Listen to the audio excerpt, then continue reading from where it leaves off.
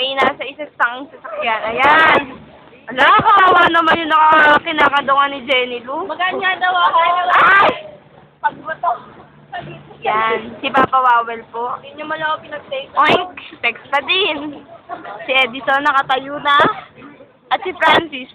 Buhok yan ni Francis, ha? Hindi siya makatingin. Yan. Yan po ang 1148.